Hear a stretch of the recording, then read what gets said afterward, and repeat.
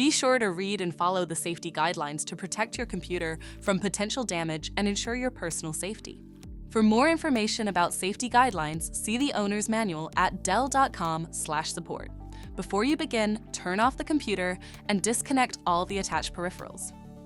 To remove the primary hard drive, identify and unlatch the right side cover. Lift the cover off the device. Find the primary hard drive assembly and disconnect the cables. Unlatch the assembly and lift it up to remove it from the system. Unlatch and remove the hard drive from the assembly. To reinstall the primary hard drive, relatch it to the hard drive assembly. Place the assembly back in the system and reconnect the cables. Relatch the right side cover to the system. For more information about your Dell system, visit dell.com/support.